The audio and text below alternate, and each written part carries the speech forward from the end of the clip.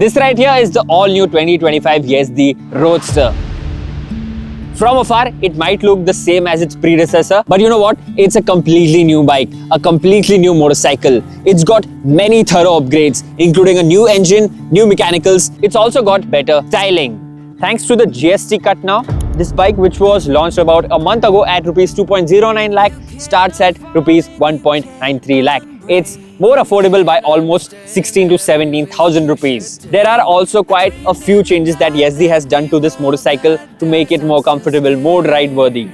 So let's get this review cracking. But before we begin, make sure that you are subscribed to the Top Gear India YouTube channel. With the best to learn that we crash and burn, and we'll never make it.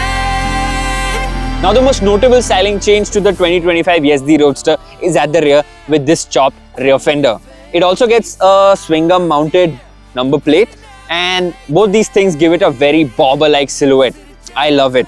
There's also a whole host of new accessories, including a backrest, a taller visor, a front headlight grille, and you know what? Even smart indicators, which also double up as your tail lights. From the front, it remains almost the same as before, but it gets 4 new color options. And the light green, that is my favorite one. What do you think of the styling of the new Roadster? Do let me know in the comments below. Now on the mechanical front, the new Roadster gets a brand new engine. The Alpha 2 engine, which first made its debut on the Yezdi Adventure. This unit produces 28.8 bhp and 29.6 Newton meters of peak torque, and it has got many revised to the internals. The bike also gets a retuned gearbox, the second, third and fourth gear that has been retuned. The bike has also received a new sprocket at the rear with 2 additional teeth, and that should improve better rideability at low speeds. The suspension system also continues to be the same as before. It gets a telescopic fork at the front and twin shocks at the rear, and Yezdi is telling us that they have retuned it for better ride comfort, which I can say is certainly true. The new Alpha 2 engine on the new Roadster is a tad more powerful than before, and Yezdi says that it's got a flatter torque curve, and that's very much evident the moment you start riding this motorcycle. The flatter torque curve combined with those revised gear ratios give it an incredible initial kick and good mid-range performance.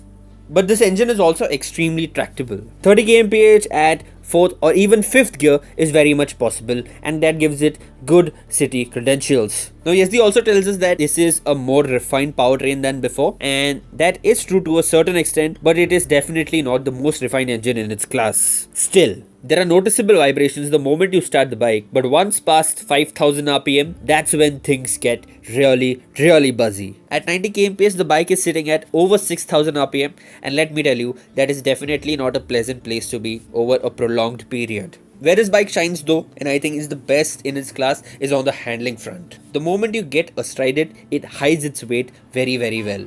It feels super flickable and is a joy to ride in the twisties. It's got stiffer suspension, but you know what? That hasn't come at the cost of ride quality. It does a good job of finding out rough roads and feels super stable at high speeds, but again, it's not the most comfortable motorcycles when it comes to ride quality in its class. Fit and finish on the new Roadster has also gone up a notch. It feels very well built, but there are still a few areas which need improvement. For example, the headlight unit on my test bike was vibrating like anything, and that became really irritating over 150 kilometers. I also like the way the new Roadster sounds, especially so when the DB killer is off. It's arguably one of the best sounding single cylinder motorcycles that we've seen over a long period of time.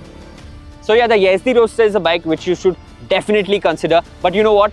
Give it a test ride and ride it mainly on the highways thoroughly before you put your hard-earned money on it. Thank you so much for watching this video. Don't forget to give it a like and also share it with like-minded enthusiasts.